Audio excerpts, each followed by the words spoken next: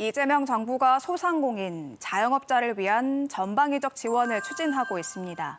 이 소상공인을 위한 배드뱅크 도입과 함께 민생회복 대책에 속도를 내고 있는데요. 보다 자세한 내용 한재준 인하대 파이낸스 경영학과 교수와 짚어보도록 하겠습니다. 안녕하십니까? 예, 안녕하십니까? 네. 자, 어제 2차 추경안이 발표가 됐습니다. 전국민 민생회복 지원금 그리고 지역화폐 지원 방안이 포함됐는데 이런 대책들이 소상공인들에게 실질적으로 좀 어떤 영향이 있을 것으로 보시나요? 예, 지역화폐는 지역 내 소비를 촉진해서 소상공인의 매출 증가를 유도하기 위한 것입니다. 어제 발표된 소비 쿠폰은 전 국민을 대상으로 지급을 추진할 계획이고요. 1인당 15만 원에서 50만 원을 소득 분위별로 차등 지급할 계획으로 알려져 있습니다. 또 지급도 단계적으로 1, 2차로 나눠서 지급합니다. 그러니까 예를 들면 상위 10%는 15만 원만 지급되지만 기초수급자 경우에는 50만 원까지 그렇게 차등 지급됩니다. 그리고 또 지역화폐경인 지역사랑 상품권도 29조 원 발행 규모로 그렇게 변경을 했습니다. 당초에는 12조 원이었는데요. 17조 원을 추가해서 총 29조 원, 보다 두텁게 지역사랑 상품권, 지역화폐를 더 정부에서 발행해서 소비를 더 진작시킬 그런 계획으로 알려져 있습니다. 이외에도 상권 르네상스 2.0 프로젝트를 통해서 지역별로 특화된 대표 상권을 육성하거나 소규모 골목 상권 회복을 도모한다는 그런 공약도 있었는데 아직은 이번 대책에는 포함되지 않은 것으로 보입니다. 네, 짚어주신 이런 여러 가지 소비 활성화 대책뿐 아니라 이번 추경안을 통해서 이른바 배드뱅크의 윤곽이 드러났습니다. 그러니까 코로나 때 빚을 진 소상공인, 자영업자들의 부담을 좀 줄여준다는 건데 구체적으로 어떤 내용인 건지 설명 부탁드리겠습니다. 예. 배드뱅크라는 거는 사실 이제 소상공인의 빚 문제를 사회적 관점에서 해결하겠다는 그런 의지고요. 코로나 시기에 부채 해결을 위한 공적 채무조정기구 배드뱅크를 도입하겠다고 밝혔습니다. 이 배드뱅크는 민간 금융기관의 부실 채권을 이전받아서 채무자의 상황에 따라 탕감 내지 분할 상환 등 정리를 지원하는 기관입니다. 부실 채권을 매입해서 재조정하는 건데요. 금융시장의 건전성을 회복시키고 채무자의 회복을 추구하는 그런 기능을 가지고 있습니다. 이전 정부의 경우에는 새출발 기금으로 사실 했던 적이 있습니다. 그런데 이재명 정부는 그 활약이 미흡했다. 왜냐하면 채무조정 액수가 5조 5천억에 불과했었습니다. 네. 그리고 또 올 9월이 되면 50조 원에 그동안 만기 연장됐던 대출이 그 만기를 상환해야 되는 그런 문제가 있습니다. 그래서 이번 대책에서는요. 취약차수 143만 명을 대상으로 한 채무조정 패키지를 마련한 것으로 알려져 있습니다. 첫 번째는 16조 원 규모로 장기 연체 채권을 매입해서 소각한다는 계획입니다. 대상자는 7년 이상 연체자이거나 5천만 원 이하의 그 신용 대출에 대한 것이고 그 혜택을 입을 분들은 113만 명 정도로 추산되고 있습니다. 두 번째가 말씀하신 새출발 기금을 더 확대하는 방안인데요. 새출발 기금 규모를 종전의 30조 원에서 40조 원으로 규모를 확대하고요. 또 감면율을 종전보다 넓혀서 90% 그리고 대상 기간도 지금 올 6월까지 그 12.3 내란 사태로 인한 피해자까지 구제하겠다는 그런 계획을 가지고 있습니다. 네. 그런데 일각에서는 이 배드뱅크를 도입했을 때 빚을 갚지 않아도 된다는 도덕적 해이를 우려하는 목소리도 있거든요. 좀 이런 문제는 줄이면서 효과적으로 채무를 조정할 수 있는 방법은 어떤 게 있을까요? 예, 말씀 주신 것처럼 배드뱅크를 운영하면 빚을 갚지 않아도 된다는 인식이 확산될 우려가 있는 건 사실입니다. 네. 그리고 또 더 나가서 성실 상환을 해준 차주에 대한 역차별이 아니냐라는 그런 논란도 가능합니다. 반면에 이번 정부가 배드뱅크 도입을 결정한 것은 코로나19 피해, 그다음 12.3 계엄 사태가 개인의 책임을 넘어선 사회적 재단이었다라는 점을 강조한 것으로 보입니다. 그리고 지적하신 것처럼 그 도덕적 해이를 저는 이제 논란을 피할 수는 없지만 최소화하는 것이 필요하고요. 최소화하는 방안으로는 채무자의 신용 회복 의지와 채무자의 상환 능력, 그러니까 소득이나 자산, 가구 구성에 따라서 그 조정 또는 탕감의 정도를 차등 지원하는 것도 필요하다고 보입니다. 아마 이번 대책에 이런 것이 포함된 것으로 보이고요. 또 상환 노력과 연계된 인센티브 구조, 예를 들면 원금을 추가로 감면해 준다든지 이자를 우대해 준다든지 지원해 주는 방안 등을 넣는 것도 도덕적 해이를 그래도 최소화할 수 있는 방안으로 보입니다. 네. 이 배드뱅크라는 대안까지 나온 배경이 사실 이 자영업자 소상공인들의 폐업이라든가 부채 문제가 심각하기 때문이 아닐까 싶은데 소상공인 그리고 자영업자들의 폐업, 부채 비율 지금 어느 정도 상황인지요? 먼저 폐업 규모는 지난 3년간 계속 증가하고 있습니다. 23년에 연간 약 98만 명이 폐업을 했고요. 작년에 100만 명을 넘어선 것으로 그렇게 알려지고 있습니다. KCD라는 한국 신용 데이터의 이번 1사분기 소상공인 동향 보고서에 따르면 개인 사업자 대출이 있는 사업장이 전국에 362만 개인데요. 이 중에 50만 개가 현재 폐업 상태라고 합니다. 폐업한 사업장의 평균 대출 잔액은 6,200만 원 정도, 연체액도 640만 원 정도로 알려져 있습니다. 부채 문제가 역시 심각한데요. 네. 자영업자의 소득 대비 부채 비율이 345%입니다. 그러니까 3.5배란 얘기인데요. 자영업자가 아닌 분들은 평균적으로 2.2배, 그러니까 220%밖에 되지 않습니다. 자영업자의 사실 부채 비율이 상당히 높은 거죠. 네. 관련해서 금융 취약계층을 위한 인터넷 은행을 설립하겠다 이런 방안도 나왔는데 기존과는 어떤 차별점이 있는 건지도 궁금합니다. 예, 저에게 알려진 인터넷 뱅크라고 하면 카카오, K, 토스뱅크가 있는데요. 네. 일반 대중을 상대로 하는 금융 플랫폼입니다. 새롭게 추진하려는 인터넷 뱅크는 대상자를 좀 차별화하려고 합니다. 저신용자, 청년 자영업자, 청년 창업자, 또 일반 자영업자 등 소위 금융 취약계층 전용 인터넷 뱅크를 계획 중인 것으로 알려지고 있습니다. 또 대상도 이렇게 금융 취약계층을 대상으로 하다 보니까 심사 기준을 특화하고 보증, 정부 보증과 연계한 대출, 정책 자금 접근 채널로 그렇게 활용될 수 있는 인터넷 뱅크를 구상 중인 것으로 알려져 있습니다. 네. 또 이 소상공인 자영업자분들이 사업을 할 때 경영에 들어가는 제반 비용도 굉장히 좀 부담이거든요. 관련해서 지원도 늘어난다고 하는데 구체적으로는 전기, 가스요금 지원이 확대가 된다고요? 예, 맞습니다. 그 소상공인의 경영 비용은 그 부채, 소위 말한 채무뿐만 아니라 임대료, 인건비, 배달료, 그다음 지적하신 것처럼 전기, 가스료와 같은 에너지 비용이 있습니다. 이것들을 완화하겠다는 계획이 포함되어 있는데요. 그래서 전기, 가스 요금 지적하신 것처럼 지원 확대가 들어가 있고요. 또 키오스크, 테이블 오더들 많이 접하셨을 겁니다. 무인기기의 결제 수수료 인하, 그다음 온누리 상품권 간편 결제 수수료 완화도 추진할 계획입니다. 요는 그 소상공인들의 경영 비용을 낮추고 디지털화로 인한 소상공인의 소외를 막기 위한 그런 방안들이 포함된 것으로 알려져 있습니다. 네. 네, 사실 실패를 했다고 해도 실패한 사업장을 잘 정리하고 다시 시작할 수 있는 환경을 좀 마련해 주는 것도 굉장히 중요한 대책 중에 하나일 것 같습니다. 관련해서 폐업 지원금은 늘리고 제도전을 지원한 대책도 마련이 됐다고 하는데 어떤 내용들이 포함됐습니까?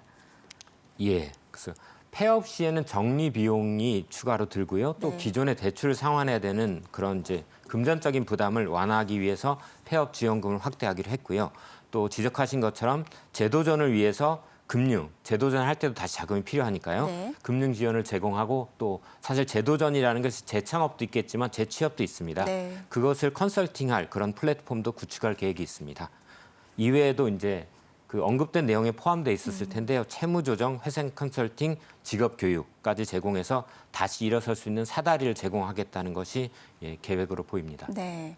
또 요즘에는 워낙 배달을 하시는 분들도 많이 있으니까요. 관련해서 소상공인 분들이 이 온라인 플랫폼의 과도한 수수료 관련해서 좀 힘들다 이런 목소리를 내는 경우도 많이 있거든요.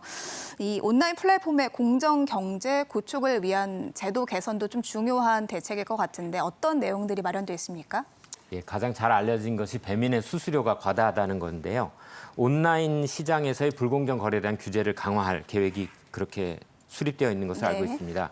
수수료 상한제 도입, 정보 비대칭성 해소를 위한 가격, 그 플랫폼의 조건, 공개 의무를 추진할 계획인 것으로 알려져 있습니다. 네. 특히 광고비, 과다 광고비를 요구하거나 과다한 플랫폼 수수료 등에 대해서는 공정거래위원회와 협의를 통해서 제도를 개선할 계획으로 그렇게 알려져 있습니다.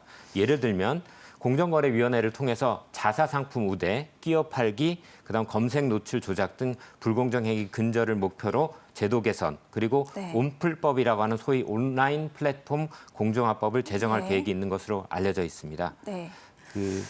예. 네. 또 1인 소상공인의 경우에는 좀 범죄에 노출될 우려도 있습니다. 관련해서 이 범죄에 노출되지 않도록 안전망도 좀 더 튼튼하게 만들었다고 하는데 관련해서 어떤 내용이 포함되어 있는지 설명을 좀 해주시죠. 예, 여성 소상공인을 먼저 범죄로부터 보호하기 위한 안심콜 시스템을 지방경찰청과 연계해서 의무화할 방안을 추진할 계획으로 알려져 있습니다. 소상공인에 대한 육아휴직 수당을 확대하고요. 아프면 쉴 권리를 제도화해서 고용 안정성과 소상공인의 복지 수준을 높일 계획이 그렇게 포함되어 있는 것으로 알려져 있습니다. 또 화재보험 공제 대상과 보상 한도도 더 크게 하고 현실화하는 방안이 추진 중인 것으로 알려져 있습니다. 각종 소위 소상공인의 점포 운영 과정에서 발생할 수 있는 전방위적 위험 요소에 대한 안전망을 강화할 그런 계획으로 알려져 있습니다. 네, 앞서 교수님께서 잠깐 언급을 하셨는데 이 계엄 피해 소상공인을 위한 지원도 이루어지는 방안이 담겼다고 하는데요. 구체적으로 좀 어떤 내용이 있습니까?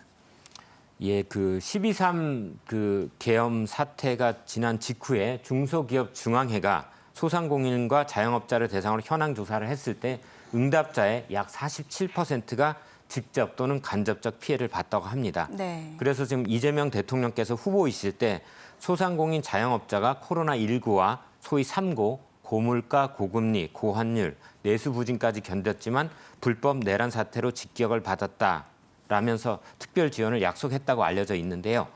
지금 이번에 추경에 포함된 민생회복 소비 쿠폰, 그다음 지역사랑 상품권이 그 첫 단추인 것 같고요. 당시에 이제 공약 사항에 보면은 전체 소상공인을 대상으로 매출, 지역, 업종에 따라서 100만 원에서 200만 원 정도의 그 지원금을 차등해서 지급하겠다라는 그런 계획도 있는 것으로 알려져 있습니다. 그 외에 고려할 수 있는 걸로 세제를 유예해 준다든지 공공임대료 감면 등도 추가로 고려할 것으로 생각이 됩니다. 어제 오후 국무회의가 열렸습니다. 새 정부 첫 번째 추경안이 심의 의결됐는데요. 추경안에는 소비 쿠폰을 모든 국민에게 지급하는 등 민생 안정을 위한 예산이 포함됐습니다. 안녕하십니까? 네, 안녕하세요. 네.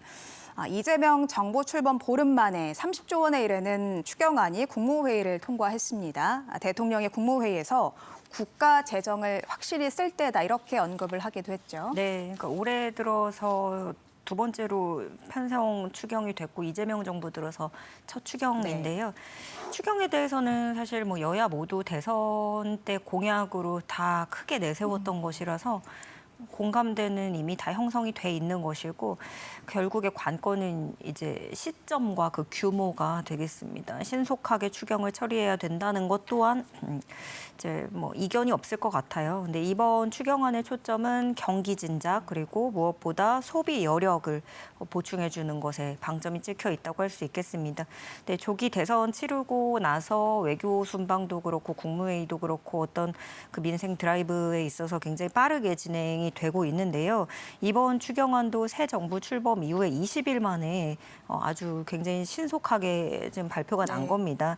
근데 이재명 대통령은 사실 뭐 이제 추경과 함께 어떤 소비 바우처 그 상품권이라든가 그런 것들에서 여러 가지 갑론을박들이 있지만 이재명 대통령은 그 이번에 추경 편성의 배경에 대해서 수입 없이 물론 과도하게 지출을 해서는 안 되겠지만 정부 재정의 본질적인 역할이 있지 않겠느냐 이렇게 되물으면서 민간이 과열되면 억제를 하고 민간 기능이 지나치게 또 침체될 때는 정부가 부양해야 되는 역할이 분명히 있는데 그런 거에서 지금이 그때다. 정부의 역할이 필요한 그때이고 그래서 추경이 필요했다라는 취지로 설명을 하기도 했습니다. 네. 자, 이재명 대통령은 이번 추경안 핵심에 대해서 두 가지 방향을 설명했는데요. 모두 발언 들어보겠습니다. 이번 추경안에 이제 두 가지 핵심 요소가 있다. 하나는 일단은 경기 진작 요소가 좀 중요하죠. 두 번째는 이 경기 진작 과정에서 국민들이 혜택을 보게 되는데 일부 국민들이 또는 정부가 누가 더 많이 혜택을 보게 하는 게 맞느냐, 또 누구는 아예 제외하는 게 맞느냐, 이건 약간 가치와 뭐 이념의 문제이기도 하죠. 두 가지를 적절히 배합을 해서 일부는 소득 지원 측면에서는 저소득층에게 그 외에 경기 진작 목표의 측면에서는 공평하게 또 그 한편으로는 소비 승수를 좀 더 고려하는 그런 쪽으로 하면 좋겠다는 생각을 했는데 기재부나 관련 부처에서 이런 점들을 잘 고려해 주신 것 같습니다. 네, 영상 보셨는데요. 대통령이 말한 내용의 핵심 좀 어떻게 정리를 해볼 수 있을까요? 원래부터 이제 보편 지급이냐 선별 지급이냐 여기에 대해서 좀 입장이 많이 시각이 다르게 존재하잖아요. 네. 그럼 이제 뭐 보편 지급해서 전 국민에게 주겠다 하면은 우리 지금 돈이 어디 있냐 세수 걱정해야 된다. 선별 지급하면은 와 세금 더 낸 사람들에 대한 역차별이 아니냐 이렇게 볼 수밖에 없었는데 이재명 대통령도 그동안 뭐 기내에서 기자 간담회라든가 여러 가지 발언들을 봤을 때 이런 부분에 대해서 충분히 인지를 하고 있었고 고려를 하고 고민한 것으로 보여지거든요. 결국에 그러니까 모두에게 주되 좀 금액을 다르게 하는 차등으로 가는 걸로 나왔죠. 네. 그래서 결과적으로 이제 성실하게 세금을 내는 분들도 이번에 혜택에서 내가 배제되지 않았다라는 감각 그걸 가져가면서 또 더 시급하고 어려운 분들께는 더욱 더 지원해 줄 수 있는 그런 걸 아마 고려했다고 볼 수 있겠고요. 그래서 결국에 정부는 이 경기 진작과 함께 소득 재분배 이 두 핵심 요소를 고르게 섞었다라고 평가를 할 수 있겠습니다. 네.